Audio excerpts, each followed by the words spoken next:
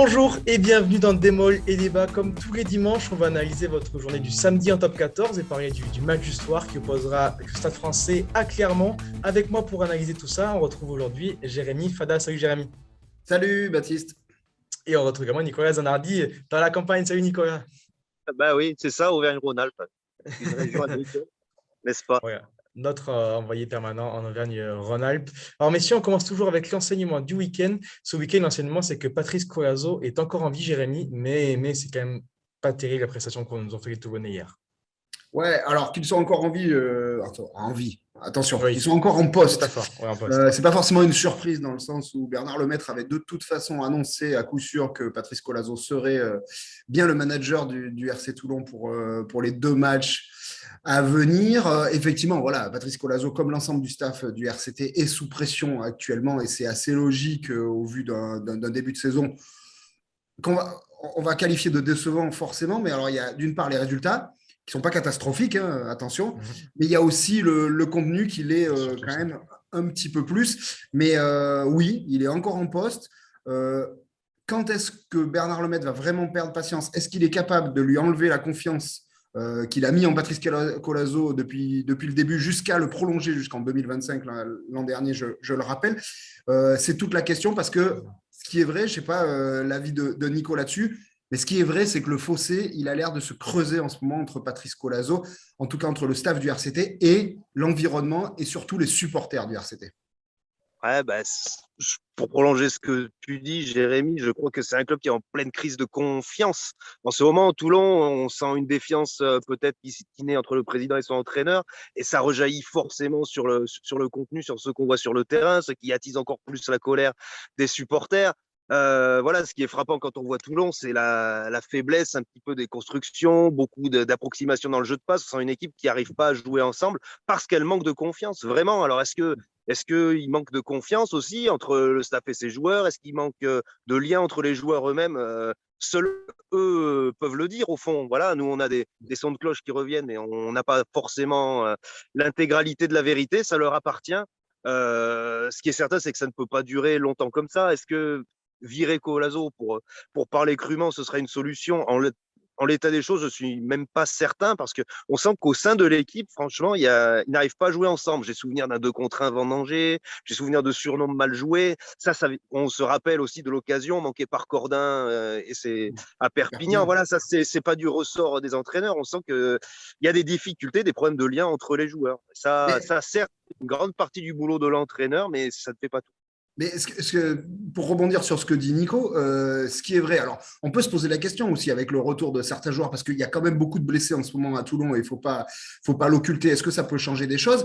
Mais le match de hier soir, il est quand même symptomatique. Cette équipe, elle joue, si ce n'est sa survie, en tout cas, elle jouait gros hier soir, elle était sous pression.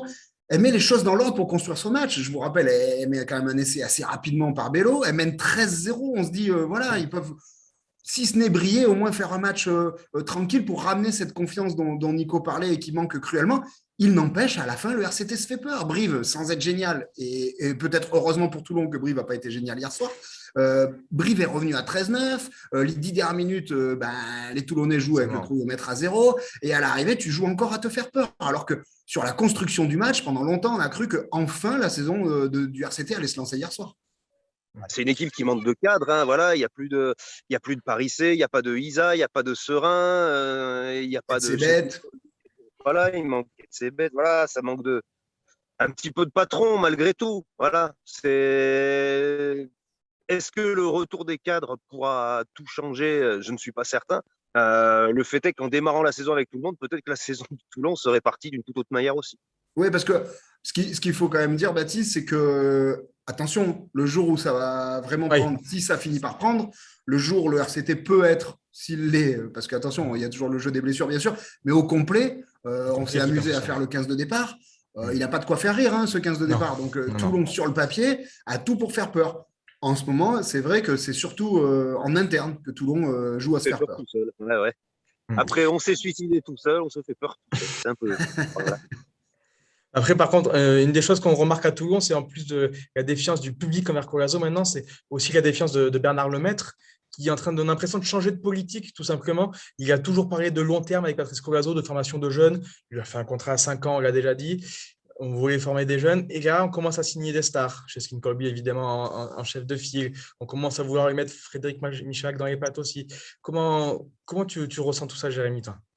Ouais, oui et non, changement de politique, j'irai pas jusque-là, mais disons, aujourd'hui, le RCT est en échec. Voilà, ça fait plusieurs années que ce club n'a pas vu les phases finales. Il n'empêche, on ne peut pas dire qu'il a enlevé sa confiance à Patrice Colazo. Pour l'instant, Patrice Colazo, jusqu'à preuve du contraire, il est en poste et il est sous contrat jusqu'en 2025. Oui, c'est un contrat qui coûte 2 millions d'euros quand même. Ouais, c'est une confiance qui a un prix quand même. Non, mais bien sûr, bien sûr. Est-ce que c'est la raison pour laquelle il maintient sa confiance? Je ne sais pas, je ne suis pas dans la tête de Bernard Lemaître. Frédéric Michalak, son arrivée prochaine, ça peut être aussi une demande quand même de Patrice Colazo qui a envie de créer un électrochoc et qui a envie de remanier son staff. C'est une évidence. On a quand même pas mal de bruit qui nous arrive depuis quelques semaines sur des évolutions à venir dans le staff toulonnais. Après, ils n'ont pas caché depuis le début que selon eux, enfin en tout cas selon Bernard Lemaître, Cheslin Colby, c'était une opportunité de marché. On ne peut pas dire le contraire. Ça a coûté très cher, mais c'était une opportunité de marché. Est-ce qu'il va continuer dans ce sens-là? On ne sait pas. Aujourd'hui, je pense surtout que Bernard Lemaître, il se cherche dans le sens où il voit bien que ça ne fonctionne pas et qu'il cherche à trouver la très bonne formule. Et est-ce que c'est en allant chercher quelques stars? Est-ce que c'est en maintenant sa confiance à la formation? Aujourd'hui, je crois surtout qu'il cherche la bonne formule. Messieurs, on enchaîne avec la question qui fâche. Et voilà, on va parler du Stade Toulousain que Jérémy connaît bien. Bon, le Stade Toulousain il a livré une grande performance hier, mais il a remporté sa 11e victoire consécutive sur les 2 saisons. Voilà, si on compte la saison dernière également. Aujourd'hui, qui a le plus les moyens de bousculer cette équipe de Toulouse et de gagner un match face à Toulouse, tout simplement? C'est la question qu'on se pose. Nicolas, quel est ton avis? Quelle équipe est la mieux armée de ce début de saison? On pensait évidemment à La Rochelle, au Racing, qui est resté sur la meilleure fin de saison l'an passé. Et ces 2 équipes déçoivent. Est-ce que tu vois une de ces équipes ou une autre capable de bousculer Toulouse aujourd'hui? Lyon dès le week-end prochain, déjà. Et plus globalement, je pense n'importe quelle équipe du top 14 est en mesure de battre le Stade Toulousain, dans la mesure où le Stade Toulousain n'évoluera pas à son meilleur niveau. Ça arrivera, forcément. Il y a un jour où le Stade Toulousain va passer à côté. Parce qu'il y a énormément de matchs, on joue tous les week-ends. Il y a forcément un jour où Toulouse passera à côté, comme c'est arrivé contre Bayonne l'an dernier, comme c'est déjà arrivé par le passé. Ça arrivera. Je crois que n'importe quelle équipe qui sera face à Toulouse ce jour-là pourra le faire.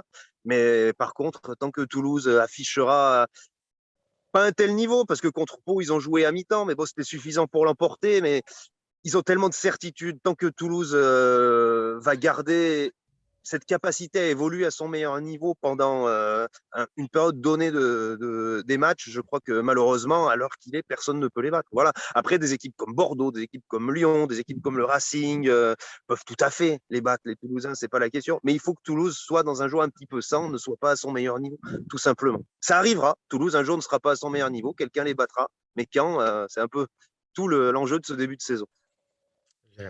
Ouais, mais là aussi, je vais confirmer ce que dit Nico, mais le début de saison, il est révélateur là-dessus. Parce qu'aujourd'hui, tout le monde aurait pu battre Toulouse.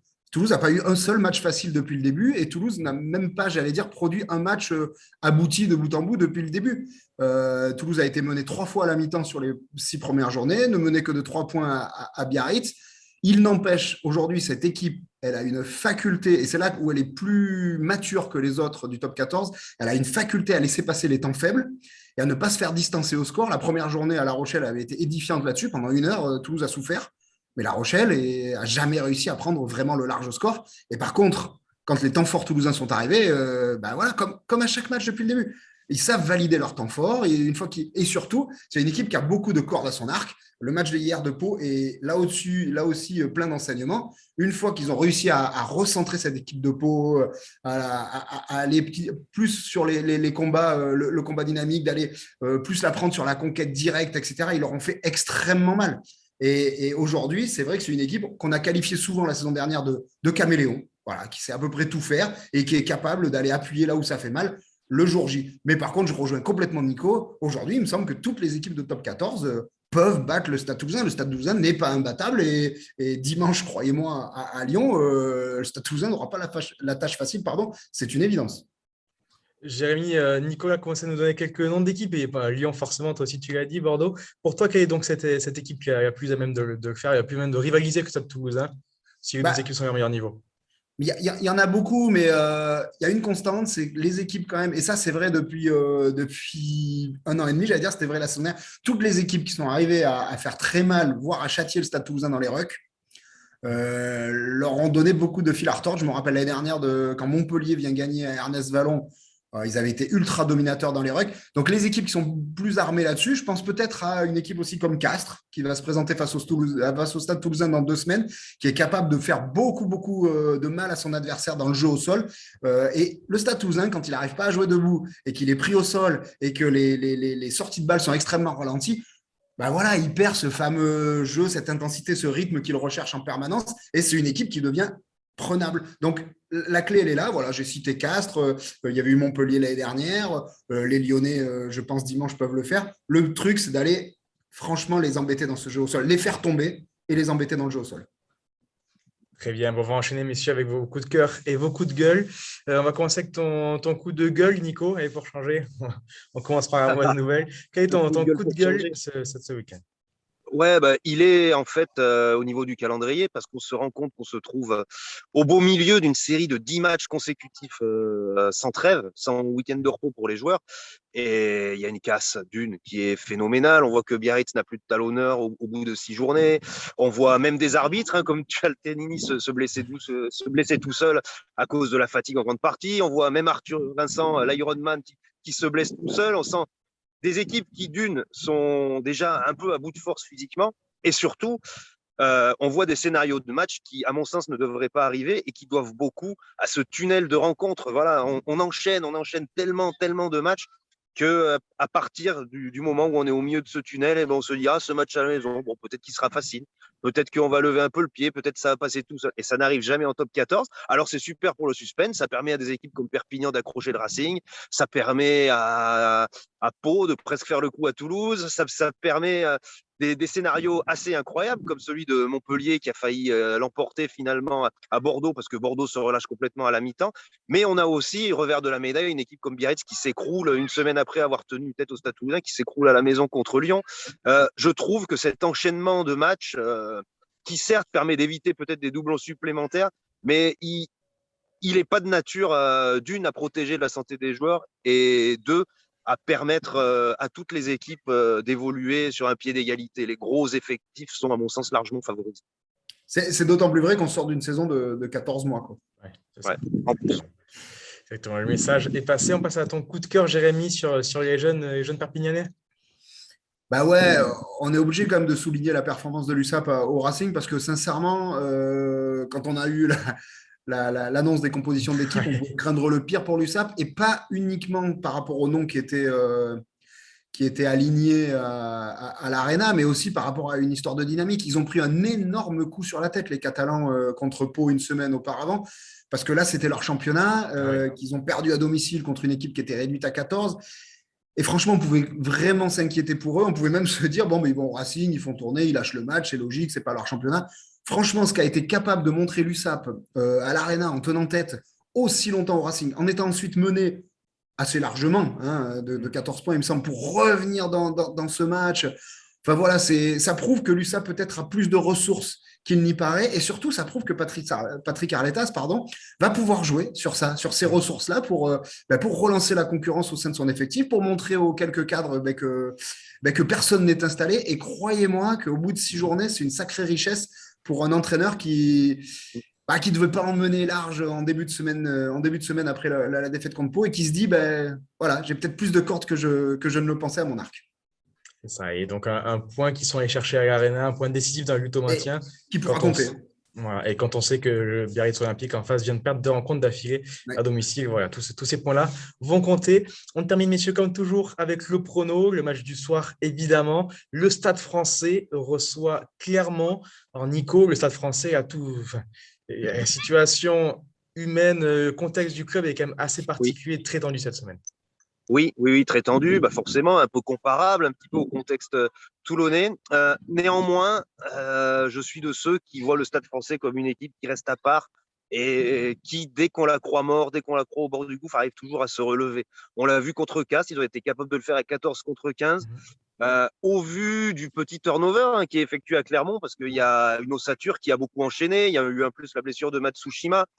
ça peut manquer d'automatisme. Moi, je crois que le Stade français peut battre Clermont. Même si Clermont est sur une grosse série face au Stade français, je suis persuadé que Paris peut faire le coup face à l'ASM. Voilà, qui s'est sorti d'une belle épine du pied en battant le Racing. Je ne sais pas s'ils seront capables de se remettre en mode commando une semaine après avec autant de changements pour aller l'emporter face à une équipe qui, elle, joue sa survie pratiquement d'ores et déjà. Ton avis sur le Stade français, Jérémy? Eh ben, je suis complètement d'accord et c'est peut-être pas ce que j'aurais dit en début de semaine. J'aurais peut-être plus misé sur Clermont. Il n'empêche, là où je rejoins Nico, c'est en voyant par exemple l'équipe alignée par Clermont, voilà, ne pas voir Matsushima, du coup ne pas voir Moala qui a été exceptionnel le week-end dernier, ne pas voir Yato. Et puis je trouve qu'il y a un banc qui fait un peu moins peur, en tout cas du côté clermontois. À côté de ça, côté Stade français, il y a 2-3 retours. Je pense à celui de Macalou, par exemple, de second à l'ouverture, qui peuvent être décisifs. Et j'ai l'impression que ce club, enfin en tout cas que cette équipe, elle a encore un feu quelque part qu'elle a envie de rallumer. Donc ouais, je mettrais finalement plutôt une pièce sur le Stade français ce soir. Alors, tu as commencé à nous parler des joueurs. Voici les compositions pour ce soir. On va commencer avec celle de l'ASM. Une première ligne, Falgou, Fourcade, Slimani. Une deuxième ligne, Gédrasiak, Anandail. Ituria capitaine, avec Lee et Kankoria en troisième ligne. Une charnière Bézi, Anrahan. Ozel, Raka et O'Connor. Au centre, toujours Damien Penaud, associé à Taniviri. Et Rosière à l'arrière. Nico, parle-nous rapidement de Penaud. Il commence de plus en plus à s'installer au centre à Clermont. Oui, bah, c'est son poste de formation déjà. Et puis, c'est vrai qu'il a franchi un cap, je trouve, dans sa faculté à faire jouer les autres, notamment. On sait le redoutable joueur de duel qu'il est. Il a ajouté à sa panoplie une capacité à faire jouer les autres qu'on lui connaissait pas vraiment, qu'on a pratiquement découvert à Ernest Vallon il y a 2 semaines, et il confirme là-dedans.